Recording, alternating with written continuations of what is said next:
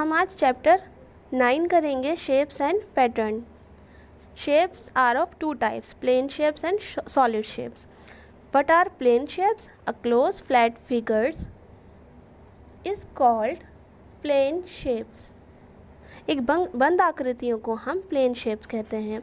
इनकी अपनी एक साइड होती है। It include sides and corners. Sides हम कैसे बनते हैं? Sides are straight lines that make up the shape. Sides एक स्ट्रेट या कर्व लाइन होती है जो शेप बनाती हैं। एंड कॉर्नर्स, और उनके कॉर्नर्स होते हैं विच वर टू साइड्स कम टुगेदर, जहाँ पर दो साइड आकर मिलती हैं।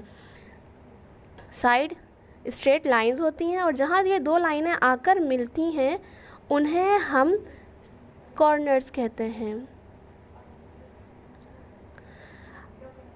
Some examples of plane shapes that you may see every day. हम अपने आसपास बहुत सारे एग्जाम्पल्स देखते हैं, जैसे स्टॉप साइंस। जब हम बाहर रोड पर जाते हैं तो अलग अलग आकृतियों के बने स्टॉप साइंस देखते हैं। कोई सर्कल में होता है, कोई ट्राइंगल होता है, हेक्सागन होता है। Sheet of paper books. Sheet of paper, आपके पेपर यानी कि आपके कॉपी के पेज की शीट एक एग्जाम्पल है प्लेन शेप का, और बुक का shape. Wheel, plate, chips etcetera, ये भी हमारे एग्जाम्पल हैं प्लेन शेप्स के। There are different kinds of plane shapes. अभी मैंने आपको ऊपर बताया प्लेन शेप्स की साइड और कॉर्नर्स होते हैं, और हमारी जितनी लाइंस और जितनी उसके अकॉर्डिंग ही, साइड्स के अकॉर्डिंग ही हमारी शेप्स होती हैं।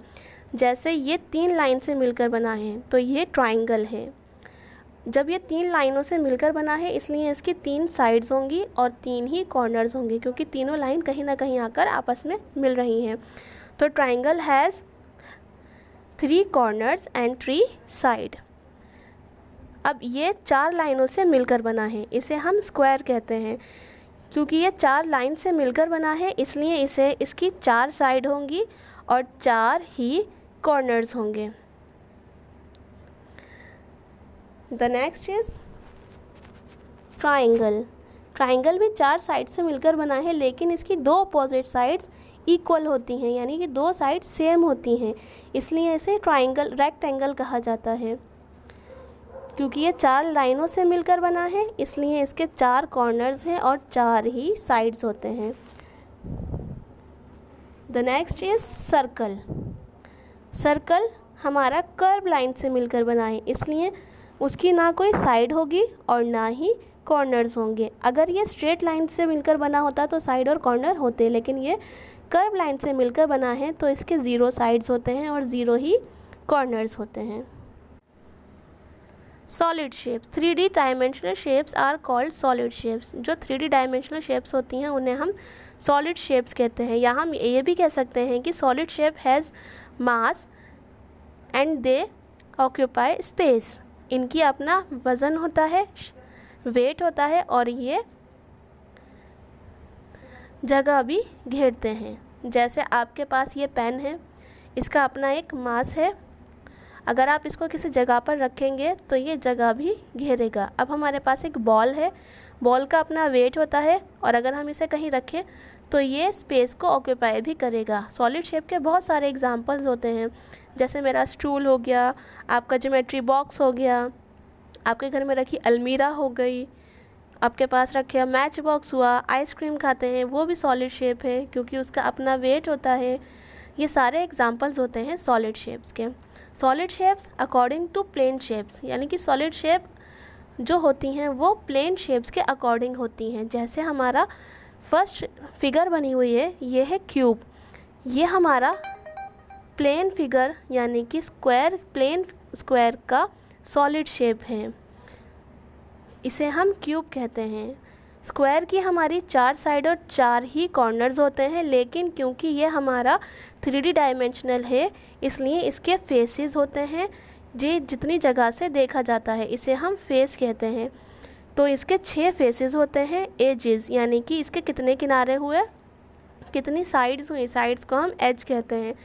इसकी 12 साइड्स हुई, 1 2 3 4 5 6 7 8 9 10 11 12। इसी तरह से हमारा क्यूबॉइड प्लेन रेक्टेंगल का सॉलिड शेप होता है। प्लेन शेप रेक्टेंगल की सॉलिड शेप होती है। इसकी भी क्यूब की तरह ही 6 फेसेस होते हैं, 12 एजेस होते हैं और 8 वर्टिसेस होते हैं। सिलेंड्रिकल शेप के फेसेस होते हैं 3, एजेस होते हैं 2 और इसका कोई वर्टिसेस नहीं होता है, क्योंकि यहाँ ये 2 शेप से मिलकर बना है। एक तो स्ट्रेट लाइन से मिलकर बना है और एक कर्व लाइन से मिलकर बना है, इसलिए इसके कोई वर्टिसेस नहीं होंगे, इसके कोई कॉर्नर नहीं है। इनके 3 फेसेस होते हैं, 2 फेसेस प्लेन होते हैं और एक कर्व फेस होता है, और इसके 2 एजेस होते हैं। जो प्लेन फेस से मिलकर बना है उसके 2 एजेस होते हैं।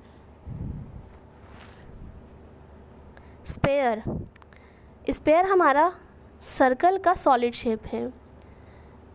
क्योंकि ये कर्व लाइन से मिलकर बना है इसलिए इसका सिर्फ एक ही फेस होता है और इसके एजेस और वर्टिसेस नहीं होते, क्योंकि ये स्ट्रेट लाइन से नहीं बना, इसलिए इसके एजेस और वर्टिसेस नहीं होंगे।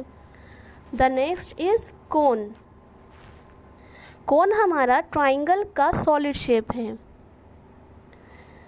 क्योंकि ये कर्व लाइन से और स्ट्रेट लाइन से मिलकर बना है इसलिए इसके 2 फेसेस होंगे, एक कर्व फेस होता है और दूसरा प्लेन फेस होता है, इसलिए इसके 2 फेसेस होते हैं, 1 कर्व और 1 स्ट्रेट।